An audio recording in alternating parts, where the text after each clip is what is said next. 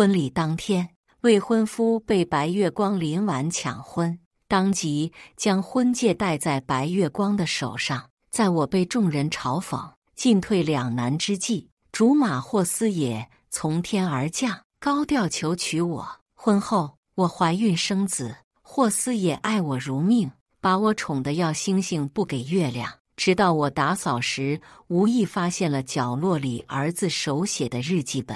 爸爸為了讓媽媽不再糾纏婉婉阿姨的老公，選擇犧牲自己的幸福和媽媽在一起，真的好可憐。我也喜歡婉婉阿姨，她溫柔漂亮，不像媽媽又老又醜，黃臉婆一個，根本配不上爸爸。要是婉婉阿姨能當我媽就好了。6年的婚姻赫然成了笑話。心灰意冷之下，我選擇放手，成全他們和林婉。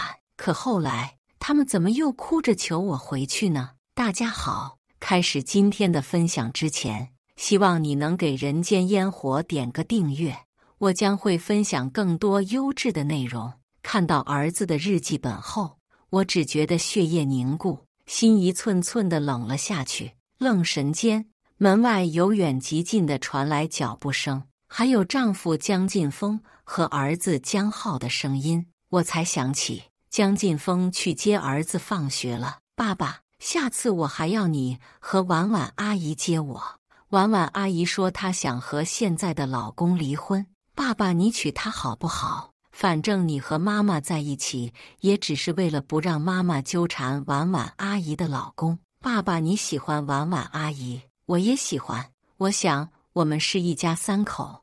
我捏着日記本的手指用力到發白，難怪江晉峰最近總是主動接孩子。我以為他是心疼我，沒想到卻是為了方便和林婉幽會。然而下一秒，江晉峰的話更是讓我如遭雷擊，愣在原地。浩浩，我不能和你媽媽離婚。當年你婉婉阿姨的爸爸得了心臟病，急需換心，只有外公的心臟適配，這是我欠你媽媽的，我會用一生去彌補。所以別再說我和你婉婉阿姨結婚的話，只要能讓你婉婉阿姨幸福，我做什麼都無所謂。聲音越來越近，江晉峰不忘壓低聲音提醒兒子，和以前一樣，千萬別提起婉婉阿姨的事情，你媽離不開我，她若是知道了一切，會瘋的。兒子懂事應聲，我卻渾身僵硬，指甲深深刺進肉裡，劇烈的疼痛讓我把要奪眶而出的眼淚強行憋了回去。怪不得婚後沒多久，身體一向很好的我爸突然心臟病發離世。當時我沉浸在悲傷中，就沒有多想，後事也是江晉峰一手操辦的，我還感動他有孝心。沒想到我爸竟是被他害死的。在此之前，我一直以為江晉峰是我的真命天子，是我的救贖，沒想到他才是推我入深淵的黑手。引以為傲的婚姻也成了一個笑話。就在這時，門口傳來鑰匙響動的聲音，我連忙把日記本放回角落裡，胡亂地擦乾眼淚。一進門，江晉峰就恢復了以往的體貼溫柔。老婆，我和兒子回來了，你在家忙活了一上午，辛苦了。兒子則一如既往的不和我親近，啃着手裡的炸串，爬上沙發就要看電視。我下意識地關心出聲，浩浩，你不能吃這些垃圾食品，不然身體會不舒服的。不等我說完，兒子頓時惱了，不要你管，你比不上碗，別人媽媽都讓孩子吃好吃的，就你壞。我最討厭吃你做的東西。一字一句如驚雷般落在我耳中，我心裡仿佛破了個大洞，灌進陣陣寒風。兒子是高需求寶寶，他奶粉過敏，哪怕哺乳時被他咬得鮮血淋漓，我也堅持母乳餵養。他睡不安穩，得抱着搖晃才能入睡。為了哄他，我24小時不曾合眼，甚至腰肌勞損。他身體不好，一吃油膩東西就腸胃炎，我便自學營養師給他做飯。每日3餐都悉心烹煮，到頭來我一手拉扯大的兒子卻這麼怨恨我，是我多此一舉了。我噤聲，沒再說話。江晉風見狀，立馬厲聲呵斥兒子：“怎麼和你媽說話的？沒大沒小！”兒子瘪嘴，指使我道：“別生氣了，我中午要吃糖醋小排，你給我做，放在過去。”我肯定熱情回應，但現在我卻冷冷道：“要吃自己做。”說完，我便走進廚房給自己煮掛麵。兒子頓時怒吼出聲：“你都進廚房了，給我做糖醋小排怎麼了？你一個整天花我爸錢的，擺什麼譜？”我喉嚨一哽，嘴裡苦澀。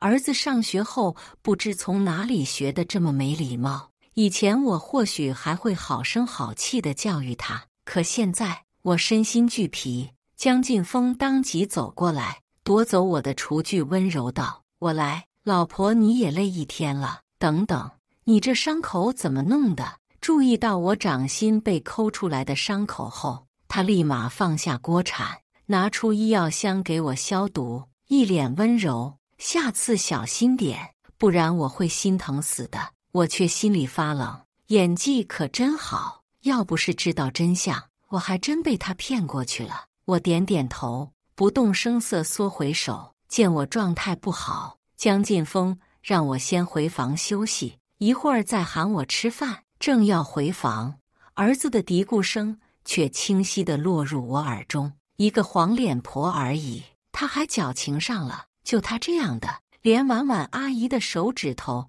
都比不上。”江晉風立馬低啊打斷：“你給我閉嘴！”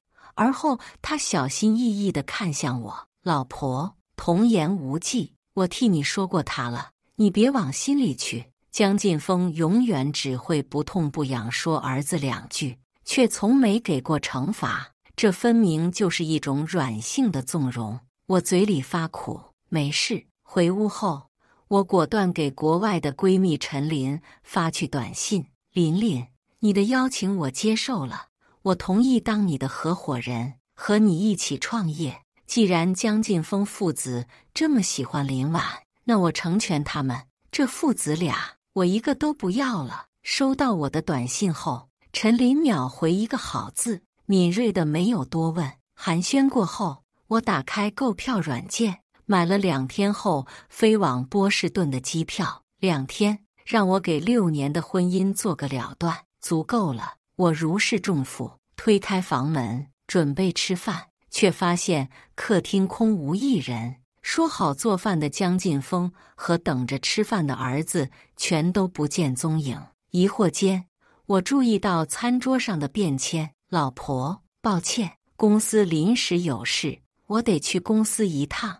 兒子也去給同學慶生了。中午得委屈你自己吃飯了，乖，等忙完，我一定帶禮物回去給你賠罪。”我剛把便簽撕碎扔進垃圾桶裡，準備煮麵對付一下。就在這時，手機響了，是林婉發來的私信。照片裡，借口公司有事的江晉風和忙着參加同學生日宴的兒子，卻在5星級餐廳陪他吃燭光晚餐。父子倆一左一右的把林婉簇擁在中間，其樂融融，像極了一家3口。看到這裡，我還有什麼不明白的呢？公司有事和給同學慶生不過是借口，去陪林婉才是真。若是之前，我會認為這照片是林婉故意合成用來氣我的。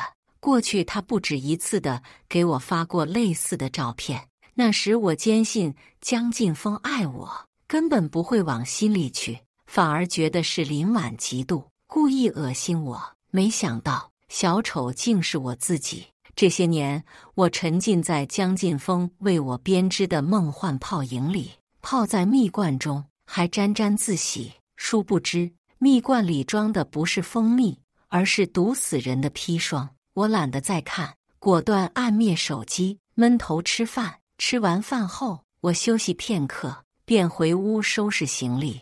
我把江晉風送我的禮物都扔到了一個紙箱裡，有他在點天燈為我買下的世間只此一條，號稱人魚之類的藍寶石項鏈，還有他找專人給我雕刻的玉石畫像，以及他給我買的滿滿一櫥櫃的高奢衣裙，光是上面的一顆珍珠都價值千萬。曾經，我因為江晉風對我的寵溺感到甜蜜，可現在再看這些東西，我只覺得諷刺，不過是他利用我後的愧疚的彌補罷了。想到這兒，我把這些東西都扔進垃圾桶，連帶着牆上和江晉風的婚紗照一併扔了。收拾完行李後，我把目光投向了一旁緊閉的書房。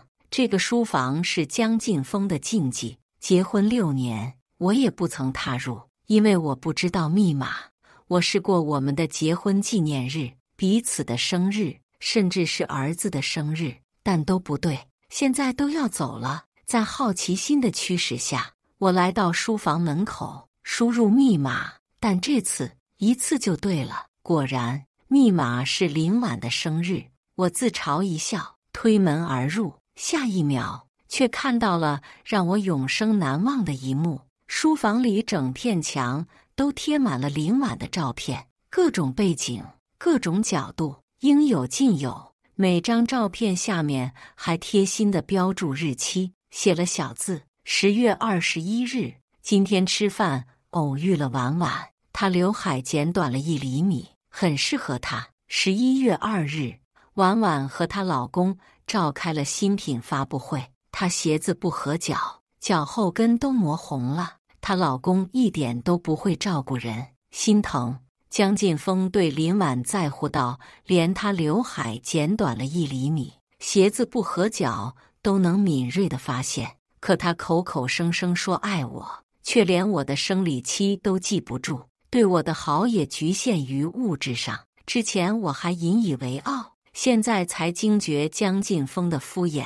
也是，真愛一個人，又怎麼會記不住他的生理期和喜好呢？我壓下心中酸澀，下意識拉開了書桌抽屜，卻在裡面發現了江晉風父子和林婉的合照，厚厚一沓。從潔白的雪山到金黃的沙灘，從幽藍的海島到青蔥的椰子林。之前我不止一次地和江晉風父子提過，想來一場全家遊，江晉風卻說沒空，兒子也說無聊，還讓我一把年紀了別瞎跟風。他們不是不想，只是和他們旅遊的人不是林婉，所以才不願意。我諷刺一笑，把照片放回抽屜時，卻發現了角落裡的合同，還有散落一旁的公章。拿起一看，我一愣，江晉風居然背着我註冊了公司，他和林婉各自占股50%。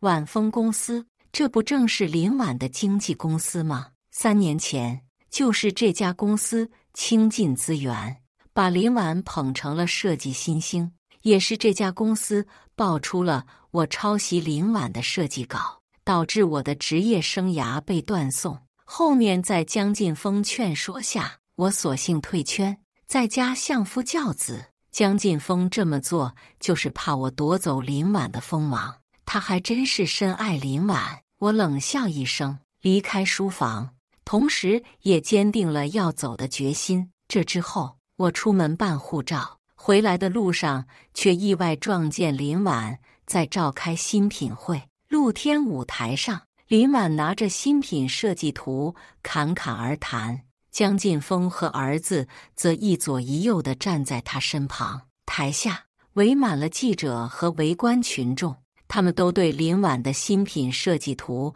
讚不絕口。我懶得多看，正要離去，然而在看到林婉手上的設計圖後，我卻腳步一僵，當場愣在原地。這設計圖是我的，是我專門給我爸設計的胸針，寄托了我對父親的思念，對我來說意義非凡。可現在，江晉風卻把我的心血拱手送給林婉，用來成就林婉。我快步衝上台，冷聲道：“林婉，把別人的設計圖佔為己有，你要臉嗎？”看到是我，江晉風一愣，本能地將林婉護在身後。綿綿，你怎麼來了？我冷哼，我不來還不知道林婉偷了我的設計圖。此話一出，眾人都朝林婉投去異樣的目光，議論不已。林婉眼圈一紅，故作委屈道：“江綿姐，你在說什麼呀？這設計圖就是我自己畫的。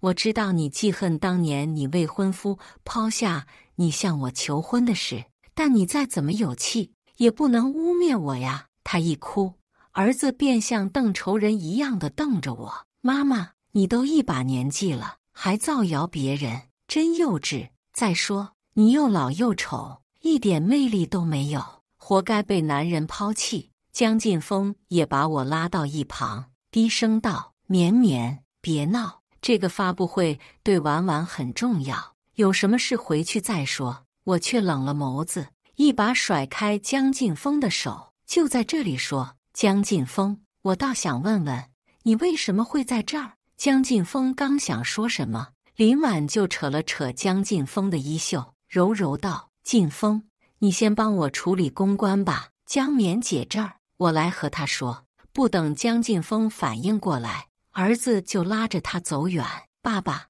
我們就聽婉婉阿姨的。再說，比起媽媽，當然是婉婉阿姨的事更重要。”他們一走，林婉瞬間變臉，滿眼挑釁：“江綿，看你的樣子，想必你已經知道真相了吧？那也不枉費我給你發的短信。今早陌生號碼突然給我發來短信，讓我打掃床底，所以我才會發現日記本。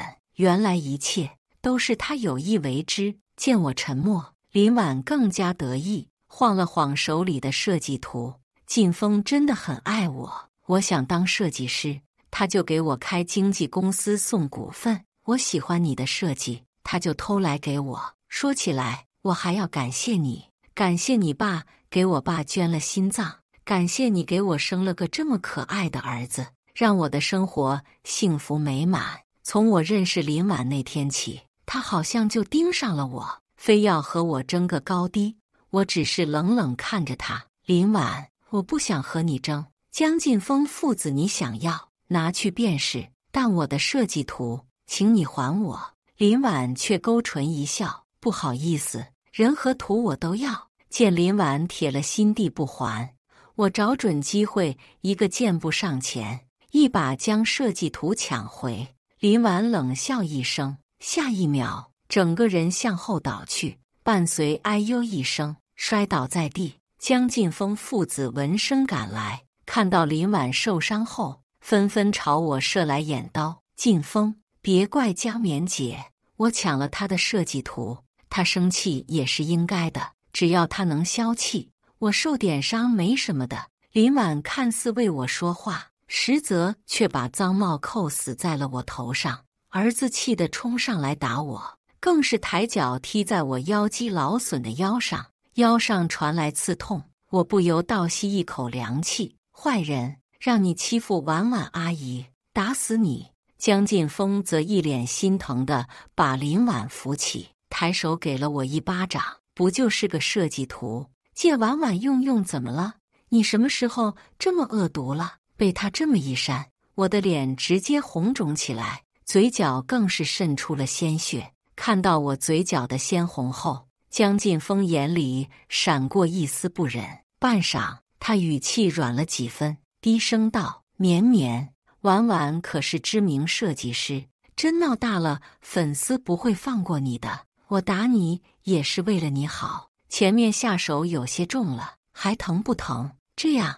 你和婉婉道個歉，這事就這麼算了。”我只是定定看着江勁峰。江勁峰突然心裡一慌，曾經見到他就滿眼星辰、笑容滿面的妻子，怎麼會有這麼灰敗的眼神？見狀，林婉立馬呼痛吸引了江勁峰的注意力，他踌躇一秒，便將林婉打橫抱起，帶她去醫院。臨走前，他深深看了我一眼：“綿綿，讓你受委屈了，晚上我一定好好彌補你。”他不知道，今晚我準備和他提離婚了。可我等了一整晚都沒等回江勁峰，反而等來了林婉的挑釁。他給我發了私信，照片裡是江勁峰和兒子的睡顏。江冕他們為了照顧我，給我親自下廚做飯，還給我熬藥，都累睡着了。他們有這麼對過你嗎？我知道林婉是想刺激我，可現在我心如止水，冷笑一聲，果斷關燈睡覺。次日醒來，我拉着行李離去。離去前，我把離婚協議和林婉挑釁我的截圖全都打印出來，放在餐桌上，又摘下婚戒，放在離婚協議書上。江晉峰父子倆的心願達成，他們應該會很開心吧。當然，我也把林婉的挑釁截圖給她老公發了一份。這之後，我頭也不回地奔赴機場。另一邊，我前腳剛走，江晉峰就帶着兒子，拎着大包小包的禮物，匆匆趕回家。老婆，我回來了。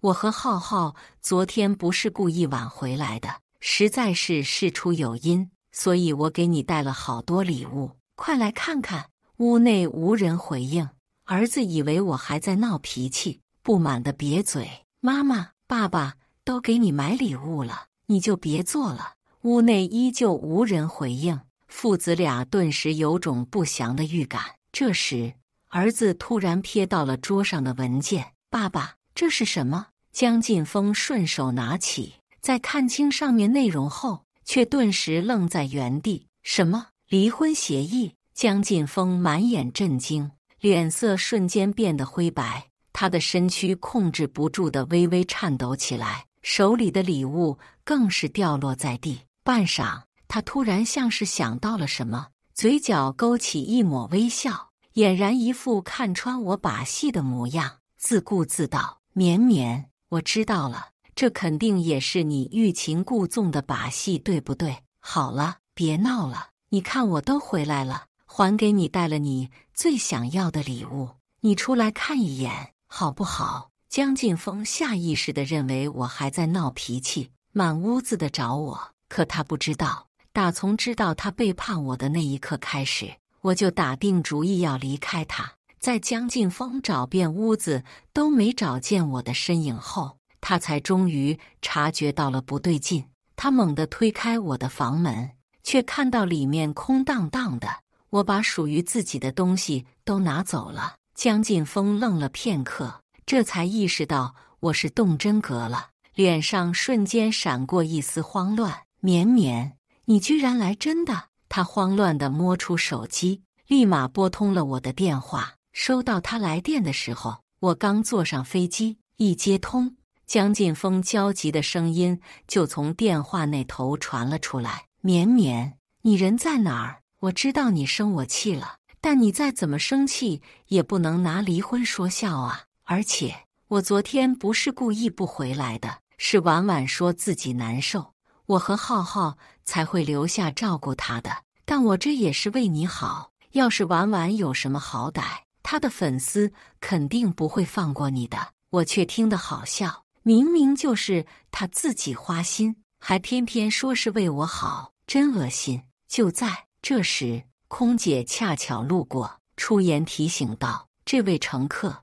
飛機馬上起飛，請您把手機關機。聞言，電話那頭的江晉峰頓時慌了：什麼航班？綿綿，你人在哪兒？位置發我這就去找你。我卻冷聲道：你不用來了，因為我沒鬧，我一直都是認真的。沉默片刻後，江晉峰的語氣明顯急促了起來：就因為我和浩浩照顧了婉婉，我和你解釋過了呀，我這麼做都是為了你好，為了讓你不落人話柄，你為什麼不能體諒我的良苦用心呢？他還委屈上了，我覺得好笑。看來江晉峰只看了離婚協議，還沒看桌上的其他東西。想到這兒，我好心提醒道：江晉峰，桌上其他東西你是不是還沒看？江晉峰一開始還不以為然，可下一秒他卻如鯁在喉，話語裡多了幾分震驚和慌亂。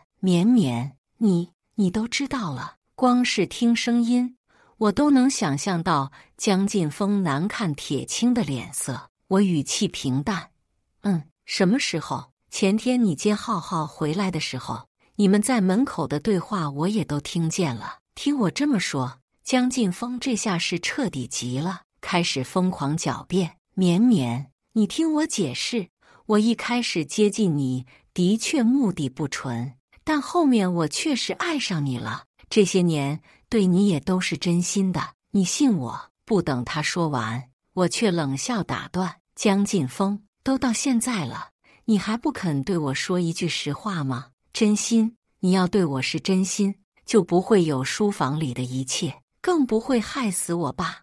我怎麼都沒想到，你娶我是為了把我爸的心臟移植給林婉他爸。怎麼，他爸的命是命，我爸就不是了嗎？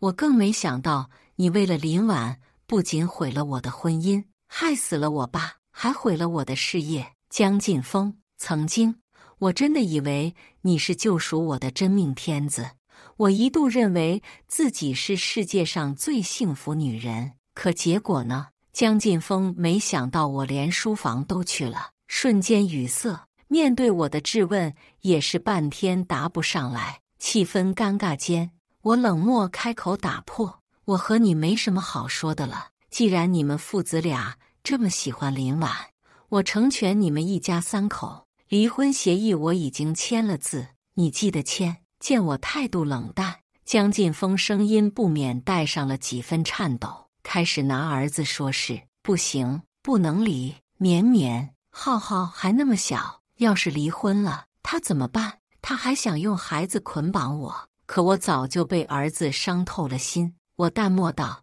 兒子我不要了，給你，你自己看着辦。似乎沒想到我會這麼狠心。江勁峰還想再說什麼，但我早已掛斷了電話。很快，飛機落地，陳琳早已在機場等候。我剛下飛機，他就立馬衝上來，給了我一個大大的擁抱。在看到我憔悴的面容後，陳琳心疼到不行。得知我的遭遇後，更是替我鳴不平。江勁峰這個狗男人，本來還以為他是值得依靠的，沒想到都是裝的。還有浩浩，你一手把他拉扯大，結果呢，他卻這麼對你，認林婉做母，白眼狼一個。果然，渣男的基因也是劣質的。好在現在你自由了，以後我罩你，絕對不會再讓你受到欺負。聞言，我心裡泛起暖意，鼻尖一酸，積攢許久的委屈瞬間爆發，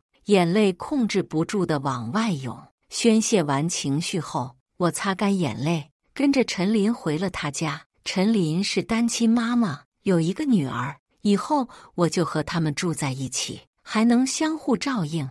安置好行李後，我才得以空閒，將手機開機。剛一開機，江勁峰99加的消息瞬間佔據了整個屏幕。綿綿，對不起，是我錯了，我不該騙你，你別和我離婚好不好？沒有你，我會瘋的。老婆，你到底在哪兒？給我回個消息好嗎？老婆，之前欠你的我可以用餘生來還，求你別離開我，別不要我和浩浩。我一條沒回，只是冷冷掃了一眼，而後果斷把江勁峰拉黑刪除。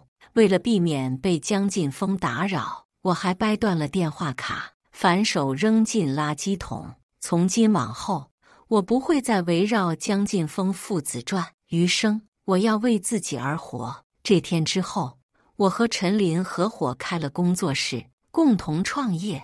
我負責設計珠寶，陳琳則負責把珠寶手工制作出來，掛到網上售賣。因為我們售賣的珠寶設計別出心裁，制作手藝精湛，很快就在當地出名，顧客絡繹不絕。在這裡，雖然每天都很辛苦忙碌，我卻莫名的充實。何況能追尋自己的夢想，實現自我價值，我也很有成就感，樂在其中。很快，工作室做大做強，發展成了小公司。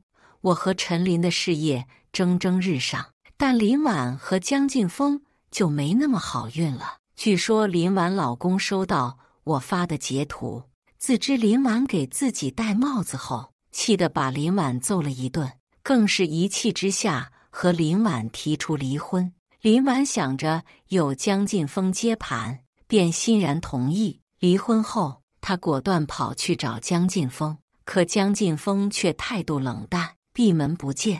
畢竟江晉風正忙着追妻，求我原諒，又怎麼會有空搭理林婉呢？這期間，江晉風連續換了好幾個新號聯繫我，瘋狂懺悔：“老婆，你到底在哪兒？我真的知道錯了，你回來吧，只要你回來，你怎麼打我罵我都可以。”老婆，浩浩發高燒了，昏迷間一直喊媽媽。老婆，我和浩浩都很想你，但他聯繫一次，我就拉黑刪除一次。畢竟，比起關心他們父子，我更關心我的事業。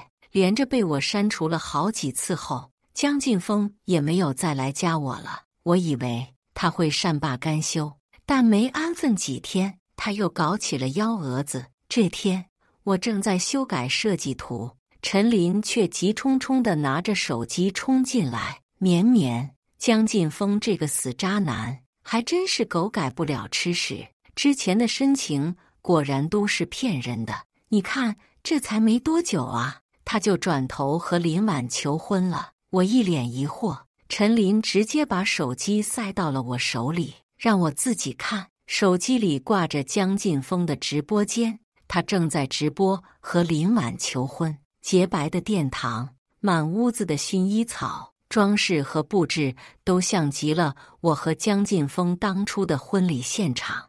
兒子則在一旁鼓掌撒花，有意無意地說着林婉的好話，還是婉婉阿姨好。我早就想讓她當我媽媽了。某些人，別以為我和爸爸非你不可，你不當我媽，有的是人願意當我媽。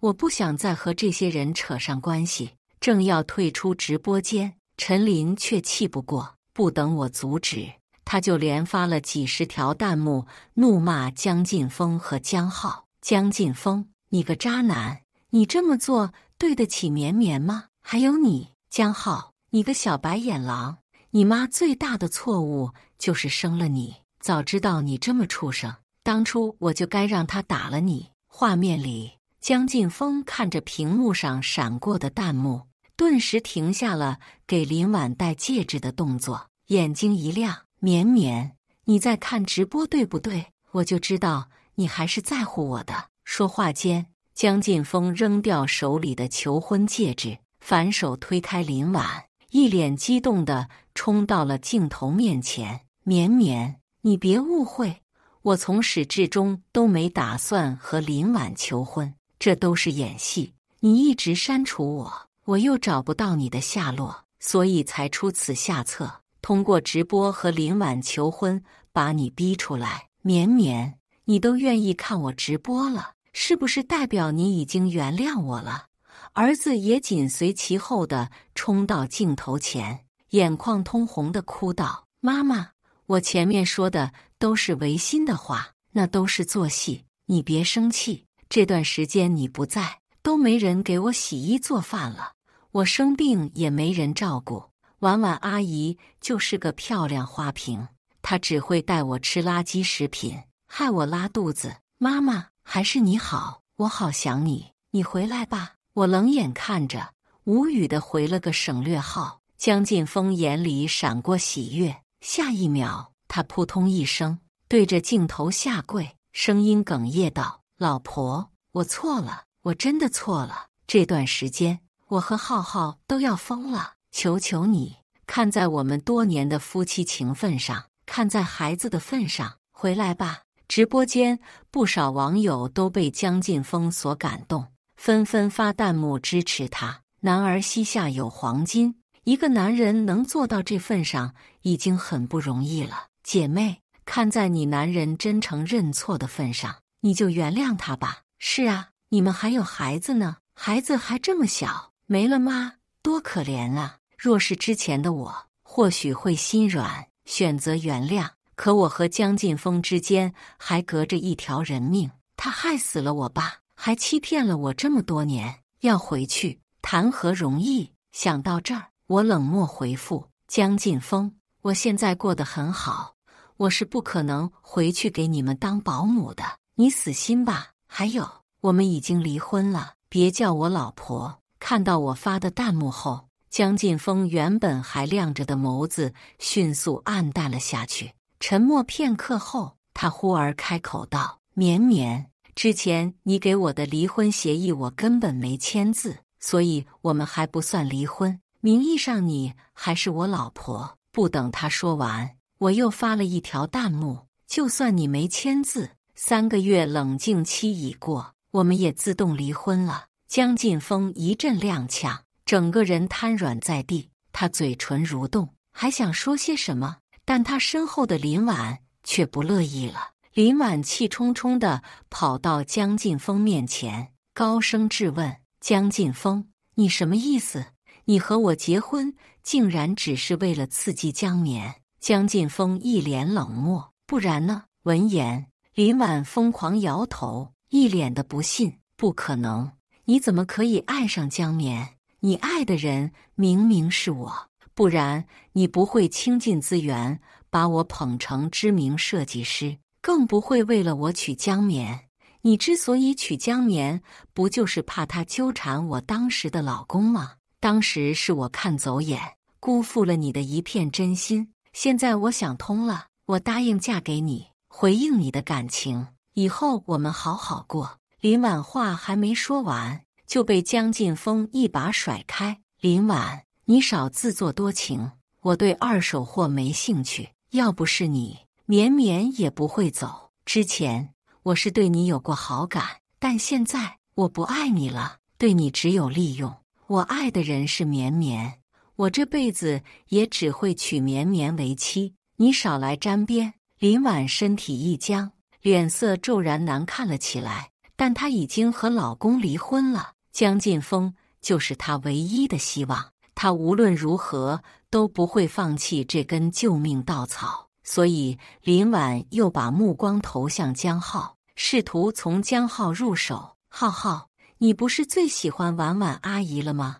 你和你爸爸說說阿姨的好話，撮合一下爸爸和阿姨，等阿姨當上你媽媽了，阿姨給你買炸雞吃好不好？”沒想到江浩卻也嫌惡地一把將他推開，還朝林婉身上吐口水：“壞人，我討厭你，都是你給我亂吃東西，我才會發燒生病。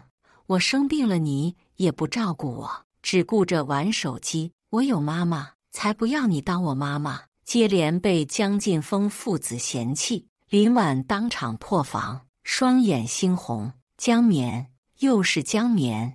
為什麼江綿一走，你們所有人都開始牽掛她？你們之前明明都是喜歡我的呀！”她更是氣得顫抖，對着鏡頭一通罵：“江綿，你個賤貨，怎麼不乾脆死了算了？”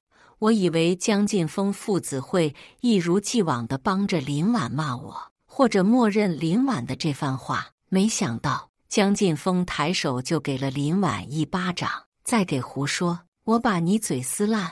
江浩也氣鼓鼓地潑了他一頭紅酒：“壞女人，不許你侮辱我媽媽！”林婉一氣之下當場砸碎酒杯，趁江晉峰不注意，一把拉過江浩，把酒杯碎片死死抵在江浩的脖子上，目眦欲裂：“江晉峰，我不管，你今天必須和我結婚，不然我就殺了你兒子！”江浩被嚇得大哭：“爸爸，救命！”現場一片混亂，江晉峰一邊和林婉周旋，一邊報警。很快，警察趕來，制止了這場鬧劇。因為證據確鑿，林婉被帶走。掙扎中，他用酒杯碎片在江浩脖子上劃了個小口，鮮血直流。江浩哭個不停，江晉峰則關閉了直播，把江浩送去了醫院。看着黑掉的屏幕，我指尖一顫，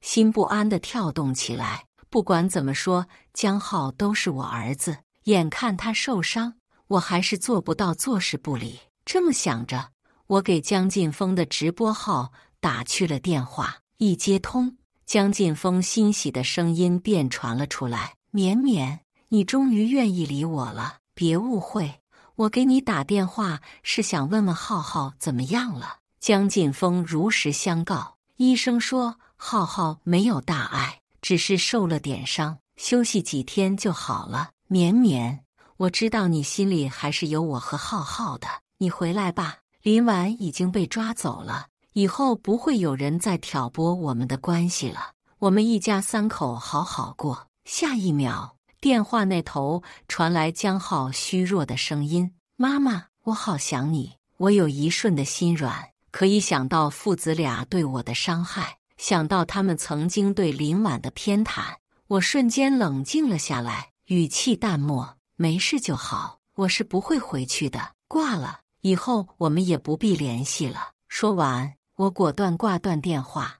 我本以為這麼說，江勁峰父子就會死心，沒想到他們還是找上了門。那天，我剛送走合作方，正要轉身回公司，身後卻傳來兩道熟悉的聲音：老婆，媽媽。轉頭看去，不是別人，正是江勁峰父子。一段時間不見，他們變得憔悴不堪。江勁峰鬍子拉碴，眼裡布滿紅血絲，頭髮也是亂糟糟的，像極了爛稻草，一看就是很久沒有打理過。江浩則是小臉灰撲撲的，衣服上也滿是泥土和褶皺。乍一眼，我差點都沒認出他們，畢竟記憶裡他們一向精緻體面，哪裡會像現在這般狼狽？愣神間，一大一小早已紅了眼，紛紛撲進我懷裡。老婆，我可算找到你了。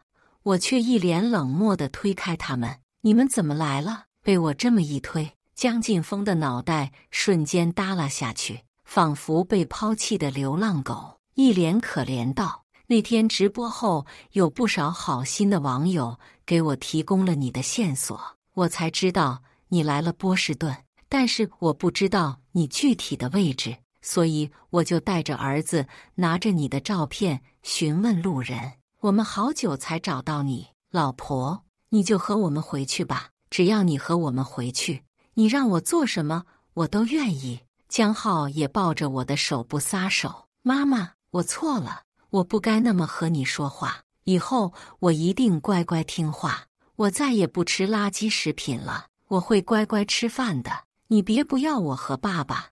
我卻把手不動聲色地抽了回來。可這次媽媽不想原諒你了，也不想再當保姆伺候你了。說着，我冷眼看向江勁峰。江勁峰，別做無用功了，我是不會和你回去的，也不會再相信你了。聞言，江勁峰身體一僵，但仍不死心。老婆，我已經知道錯了，你為什麼就不能原諒我？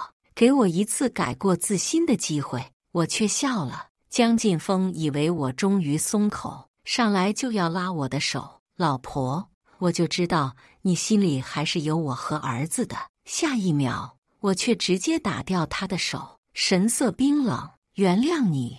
我要是原諒你，怎麼對得起被你害死的我爸？江勁峰，從你害死我爸的那一刻起，我們就再無可能。說着，我轉身要走，江勁峰卻又糾纏了上來，緊拽我的衣角，死活不鬆手。我有些厭煩，就要發作。就在這時，一道冷冽的男聲從身後傳來：他都說了讓你放手，你聽不懂人話嗎？轉頭看去，我不由一喜，是閨蜜的哥哥祁宋。自從來到波士頓後，閨蜜就老撮合我和祁宋，一來二去之下，祁宋也對我頗有好感，但我當時還沒走出情傷，就婉拒了他的告白。面對我的拒絕，祁宋說可以先從朋友做起，我們就加了微信，相談甚歡。他也算我在這裡唯二的好朋友。此刻看到他出現，我仿佛看到了救星。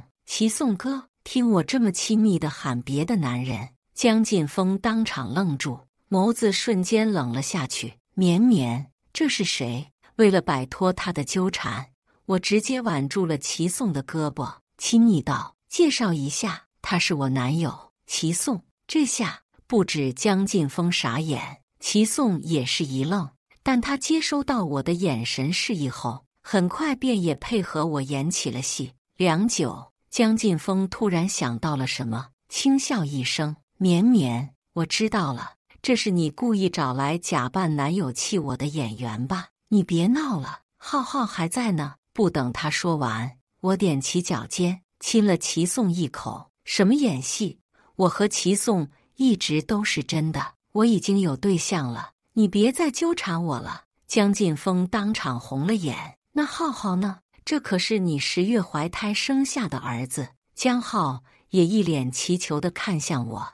媽媽，我眼都不抬，淡淡道：也不要了，反正也是個白眼狼。至於孩子，我和齊頌以後還會再有。說着，我推開他們，拉着齊頌走遠。等徹底不見他們身影後，我才鬆開拉着齊頌的手。前面多謝了。齊頌的臉早已紅到不行，望向我的眼神卻滿是深情和寵溺。不客氣，我很樂意幫忙。如果是真的，那就更好了。氣氛升溫，回去的路上，我們都默契地岔開這個話題，避免尷尬。這之後幾天，江晉峰父子倆一直糾纏我，他們堵在我公司樓下，給我送便當，給我送親手織的圍巾，各種哄我開心。可惜申請太晚了，我已經不稀罕了。我把他們送我的東西全都扔進垃圾桶。為了防止被他們騷擾，我只能找齊頌繼續配合我演戲。某天，陳林出差，我和齊頌幫忙去接他女兒歡歡放學。結果剛到幼兒園門口，就遇見了江晉峰父子，一看就是故意跟蹤我們的。我有些不耐煩，你們有完沒完？江晉峰卻快步衝了上來，不死心地牽起我的手。綿綿，我都調查清楚了，你和齊頌根本沒在一起，你們就是假扮情侶，故意來氣我的。我就知道，你到底還是放不下我和兒子的，不然你為什麼遲遲不找對象呢？我被江晉峰的自戀無語到了，正要回懟，就在這時，剛好放學的歡歡看到了門口的我，蹦蹦跳跳地朝我跑來，甜甜喊道：媽媽！此話一出，江晉峰和江浩瞬間愣在原地，一臉震驚地看向歡歡。他喊你什麼？媽媽？不可能，你們不是假的嗎？在我搬去和陳林母女一起住的時候，歡歡就很喜歡我，她認了我做乾媽，但她卻習慣叫我媽媽。我自然沒反對，畢竟這麼可愛甜糯的小團子，誰能拒絕被喊媽媽？至於江晉峰父子，他們誤會就讓他們誤會好了，我倒也懶得解釋。我沒有搭理他們，溫柔應聲，笑着牽起歡歡的手。歡歡，媽媽在呢。聽我這麼說，江晉峰徹底破防了。不，這肯定也是你們故意演戲騙我的。綿綿，你告訴我，這都是假的，對不對？江晉峰就要朝我撲來，卻被齊頌一腳踹開。齊頌將我和歡歡護在身後，也配合我演戲。什麼假的？我們之間就是你想的那樣。聞言，江晉峰父子當場紅了眼。綿綿，你是我老婆，你怎麼可以給別的男人生孩子？我不允許。媽媽，你明明是我媽媽，怎麼可以當別人的媽媽？江浩越想越氣，後面更是趁我不注意，攥着拳頭衝上來，就要朝歡歡臉上揍去。眼看拳頭就要落下，我眼疾手快地把歡歡抱在懷裡，輕聲安慰，而後抬手將江浩一把推開，語氣冰冷：江浩，你太過分了。江浩愣了片刻，眼淚大顆大顆地掉落下來，一臉委屈：媽媽，你居然為了別的小孩推我，你壞！我卻冷聲回懟：那你呢？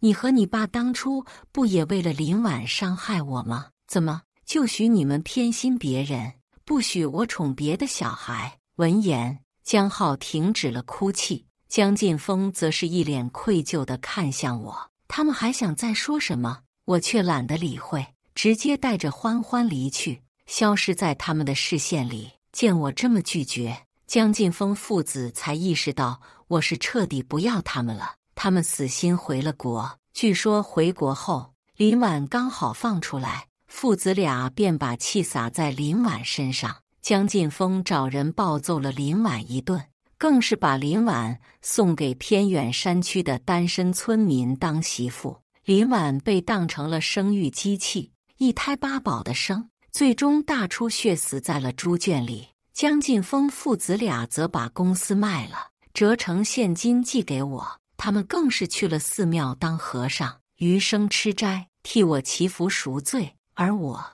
在陳琳的撮合和齊頌的猛烈進攻下，也順利和齊頌走到了一起，愛情事業雙豐收，前路依舊美好，未來繁花似錦。以上就是今天分享的故事，大家有什麼想說的、想吐槽的，歡迎在下方評論交流，也更希望能給人間煙火點個訂閱，我將會分享更多優質的故事內容。